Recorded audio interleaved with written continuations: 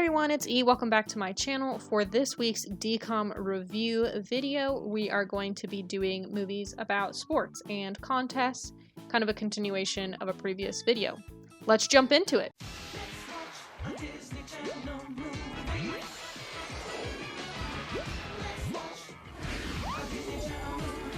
The first movie we're going to review is Den Brother. I put this movie in this category because the brother plays hockey and whatever.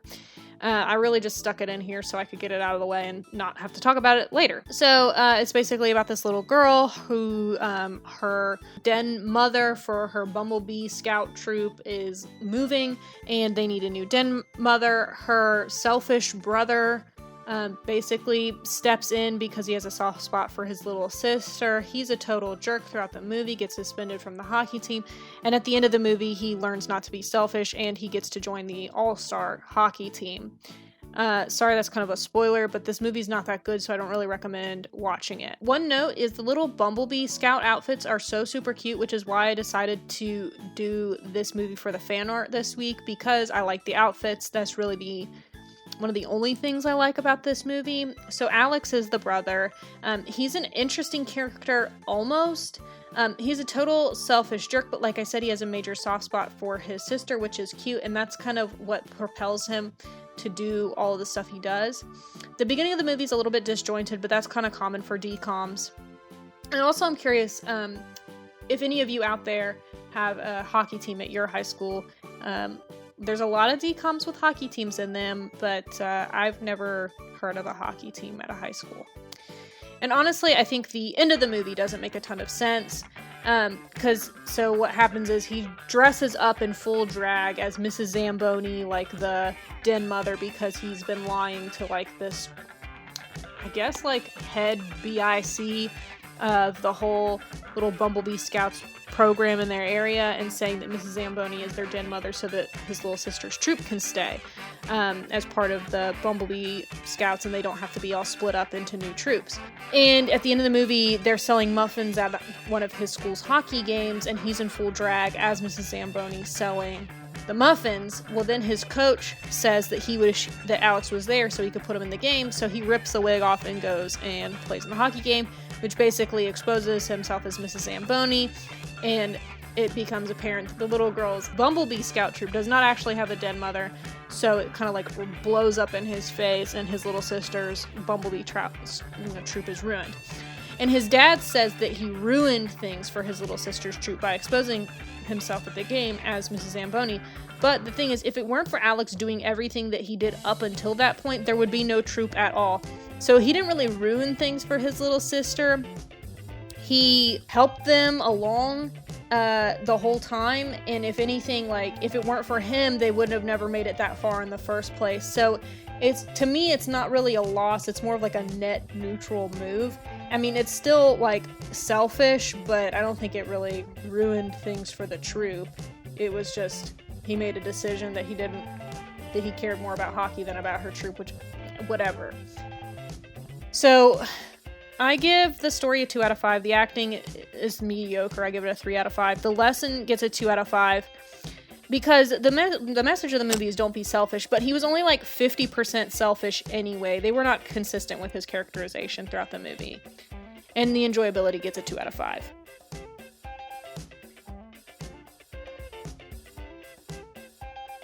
Next up, we'll talk about Ready to Run, so that we can get a lot of the negativity out of the way early in this video. So my first thought was, watching this movie, OMG, are all of the horses really going to talk to her, Corey, the main character? I thought it was just going to be a delusion or a daydream at first, but no, the talking horses were a key part of the whole movie, and that was very stupid. I'm sorry that, like, I'm hung up on this point, but that's kind of like the whole driving factor of this movie. This girl Corey wants to be a jockey like her dad, but her mom won't let her, but it turns out that she has this gift called La Confianza de Caballos or something like that, which means that it's like the confidence of horses, and it basically means that horses will communicate with you. If it had been handled like they did it in A Ring of Endless Light, where it was kind of like just a vibe that she was reading off of the horses, it would have been okay, but they actually hired voice actors to portray the horses, and it was very stupid. I think the same idea could have been conveyed if the horses didn't have voices. It makes the movie way too cheesy, way too kiddie. Like, a lot of these movies are like family movies, but this comes across as a kid's movie because it's got talking animals. Otherwise, the story of a girl continuing her father's legacy is a cool concept. The character of Moody, who's this rodeo circus clown turned into a jockey, he's really interesting. And I think it would have been a cute love interest for Corey, but they didn't really pursue that in the movie. So he's basically the jockey, and she's working with him and her horse Thunderjam, so that this guy Moody and Thunderjam can race on the racetrack. But she really wants to be the jockey herself. Toward the end of the movie, Moody burns his hand, so she does get to be a jockey. And it's kind of funny to me that the racetrack where this big race is occurring has a separate locker room for female jockeys, considering she's the only one. Part of like the plot of the movie is that her horse Thunderjam is like soothed by music, so they put headphones on him while he's racing to like help him zone out and be chill and just run. But it's kind of stupid because the headphones don't even go over his ears. One thing that's nice about the movie is that at least the races are exciting. So I give the story a 3 out of 5, the acting gets a 3 out of 5, the lesson gets a 2 out of 5 because it's another one of those chase your dreams type of stories, and enjoyability gets a 3 out of 5.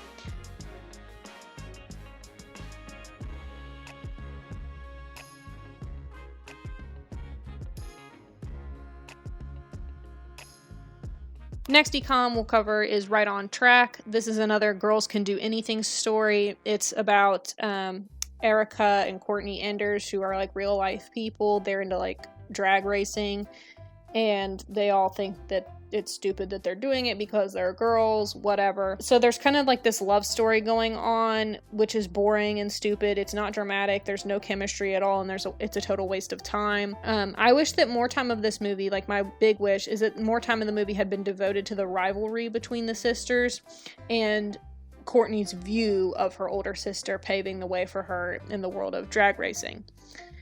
Because it's kind of insinuated in the movie that Courtney's actually a better racer than Erica. Like, she's got more natural instinct, and she like just thinks of it as fun, and so like she's got this free spirit about her. I wish they would have focused more on that, like the tension between the two sisters and the competitiveness there. I think it would have been more interesting, and the sisterly relationship would have been much more heartwarming to watch. There's really not a plot in this movie. Things just happen one after the other until the movie ends, which is kind of a classic DCOM problem. The drag races are almost exciting, but not really, because they're just driving in a straight line. And I'm not really sure what the point of the movie was. Was the story really about girl power? Was it about making sacrifices for your passion? Was it about having a balanced life? I don't really know. This movie is kind of all over the place. I give the story a 2 out of 5, the acting gets a 5 out of 5, the lesson gets a 2 out of 5, and enjoyability gets a 3 out of 5.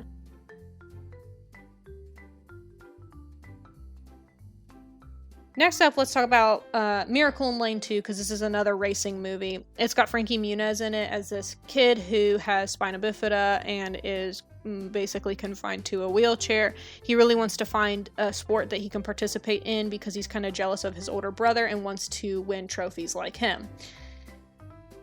This movie has this whole weird religious undertone where Frankie Muniz, his name is Justin in the movie, that he like keeps talking to God, and God is depicted in the movie as a race car driver. I feel like that's kind of disrespectful, and I feel like, I don't know, all of the religious aspects of the movie are kind of unnecessary and do more harm than good.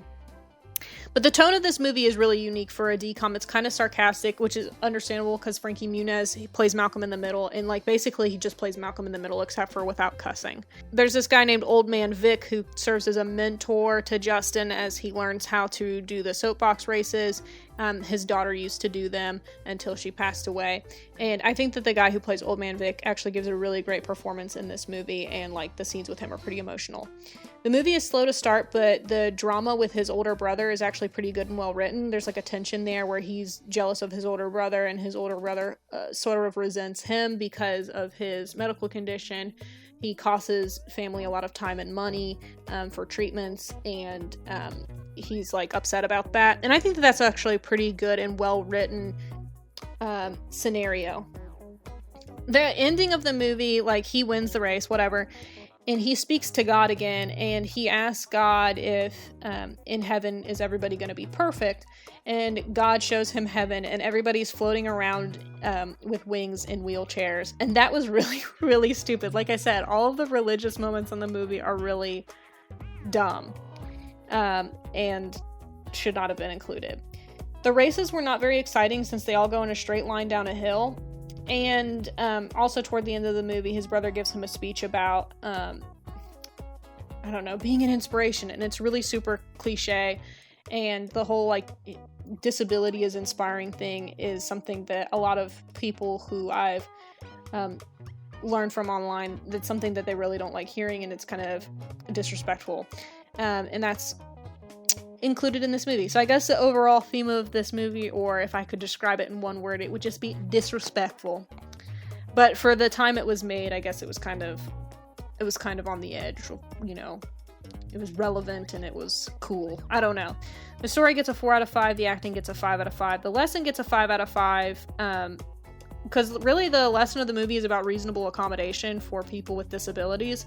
I know all this stuff about religion kind of got on my nerves, but the lesson of the movie was good, and the enjoyability I give a 3 out of 5.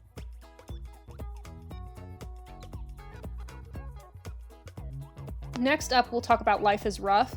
This is about dog competitions, and it stars Kyle Massey, who was Corey from That's So Raven, so he's a pretty big DCOM star. So he plays a guy named Calvin, and Calvin is a really interesting character, one of my favorite DCOM characters. I'm not saying this is a good movie, but I'm saying Calvin was an interesting character. And they do a lot of characterization of him in the very first few minutes of his screen time, which kind of sets you up to know what kind of person that he is. Honestly, his little scheming and trading life was honestly enough of a premise for a story for me. So basically he has this network of people that he gets favors from and does favors for. And so he basically manipulates people in situations to get the things that he wants. And that kind of character in that type of situation would have been awesome. What I would have liked to see from Calvin is that one of those situations where he could do this, where he's one of those people who starts off with a paperclip and through a series of trades ends up with a yacht. I think that would have been a better way to handle this movie than randomly shoehorning in this element of dog competition. I guess it's the whole point of the movie, but I just felt when they set him up as this schemer who trades favors and items to get what he wants, why does he need a dog to accomplish his goals? He's schemy enough on his own. But the movie is pretty cute. I'm glad that the girl Emily, who's played by Kay Panabaker, she kind of had a change of heart about the dog show because she thought it was exploitation. But when she realized that Calvin really did love his dog Tycho, she had a change of heart. So basically, Calvin adopts a dog so he can win money in a dog show to get a comic book that he likes. And at first he's just kind of using the dog, but then he comes to love the dog and whatever. Honestly, at the beginning of the movie, it kind of insinuates that he's not feeding the dog or giving it water, but eventually, when he starts to really learn to care for the dog, he does, which I thought was weird. But it's sad because the ending of the movie, Calvin does win the dog show. Again, spoiler alert. But he never actually gets his comic book after all that work. He donates it to the dog shelter, which is a good ending, I guess, because it shows that he's had a real change of heart and he's not selfish anymore, but whatever. Also, the kid, his rival in the movie, who's the rival dog show kid who's favored to win or whatever, he's going straight to hell because he sabotaged the race course. And he basically knocked the supports out from this ramp, and if Calvin had actually walked up the ramp instead of skateboarding over it, it would have collapsed and he would have broken his legs. So that's conspiracy to murder or something like that. I don't know. Yeah, he's evil. Dogs are cute, so I give the movie points for that. Anyway, the story gets a 3 out of 5, the acting gets a 4 out of 5, the lesson gets a 3 out of 5, don't be selfish, and the enjoyability gets a 4 out of 5. So really, not a great movie, but I rate it pretty highly. It's pretty enjoyable. Alright, now we're going to talk about this movie called Genius. It's a movie about this kid who's 14 or whatever. He's a super genius. He's going to college. He really loves hockey, and he has no social life. So it's kind of this alter ego story where he goes to college. He's actually like teaching a class while taking classes. I don't really understand that part of the movie. Undergrad students, like, they might lead a lab, but they don't typically teach classes. That doesn't make a ton of sense to me. But anywho, while he's teaching at this college and trying to discover the gravitron with this doctor who works there, he also is going to middle school in disguise as like a cool kid, and so it's kind of like he's trying to see if he can teach himself to be cool and a bad boy. And that aspect of the movie, like his double life, is really cute.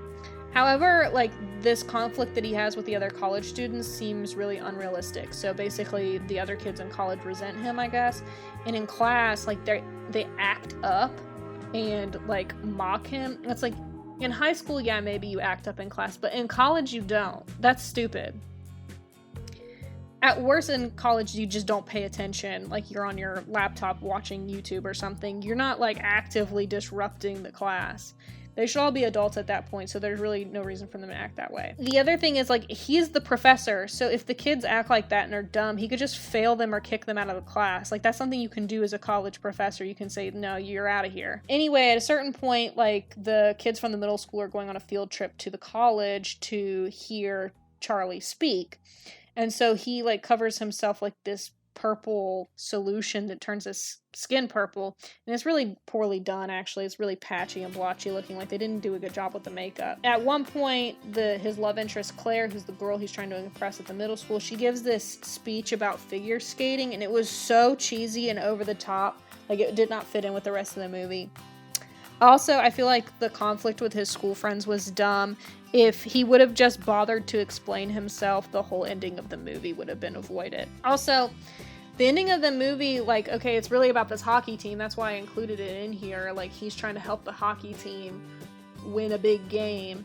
And the hockey team just cheats. And he says that he's helping them cheat to keep the other team from cheating. But cheating is cheating. I'm sorry. Also, like, the whole point of the end of the movie is they discover the gravitron, and whatever one does, the other one does as well. Something like that. I don't know. He puts these chips on the other hockey team's skates so that whatever their skates do, the opposing hockey team skates will do. But, like, it winds up controlling their hands too, so bad fake science. Anyway, the story gets a 3 out of 5. The acting gets a 3 out of 5. The lesson gets a 1 out of 5. I don't even know what the lesson of this movie is. And the enjoyability gets a 3 out of 5.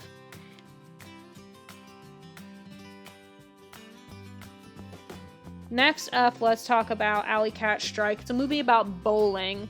So, like, there's like this inter-school athletic challenge that they do every year to win a big trophy, and it's like a huge deal. It's like East Appleton and West Appleton. Well, the kids from one of the schools, they're like on a bowling team, and the two schools wind up tying in every event, so they have to pick a sport that both schools have, and it happens to be bowling that both schools have. So these kids were kind of outcast in school, like not super popular. Suddenly, like, they're cast in the limelight because they're the bowling team, and so they have to win the bowling game to bring home the trophy. And this really popular kid, his friends signed him up for bowling club as a joke, so wow, it turns out he's actually on the bowling team. That little subplot's stupid. But anyway, there's a sports announcer in the movie who's a really funny bit character who is like a thread of comedic relief throughout the movie. Also, what's funny is that there's an ending with a 7-10 split, and that is very funny, the way that plays out. The lesson in the movie is pretty unique.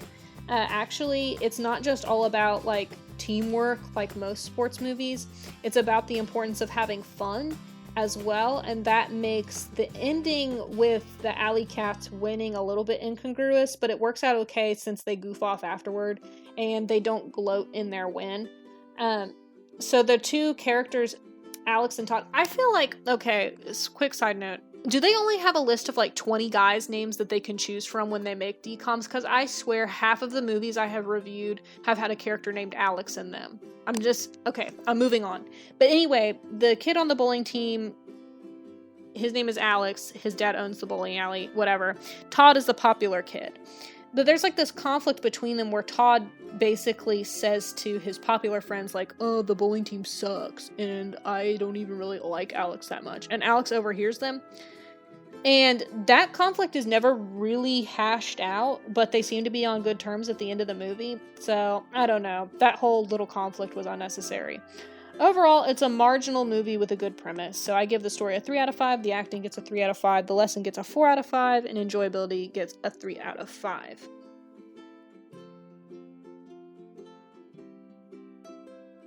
Finally, let's talk about Full Court Miracle.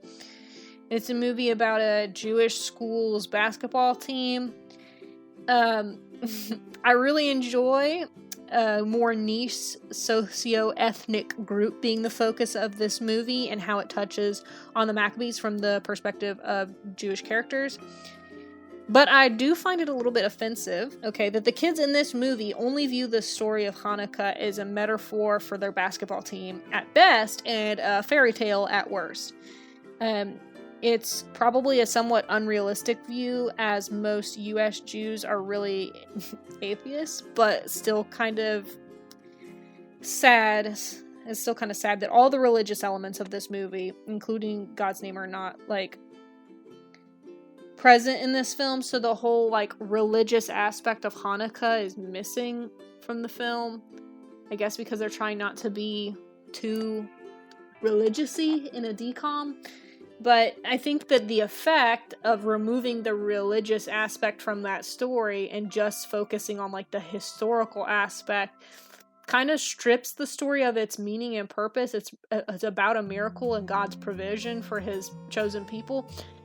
Anyway, I don't celebrate Hanukkah, but I do like the story, and, you know, I don't know. The story is not really about Hanukkah and the basketball team, in my opinion. The story is really about Lamont Carr, who is this black guy that they enlist to be their basketball coach. It's about him realizing his need for family and stability. And his protagonist, his interaction with the protagonist, guess what his name is?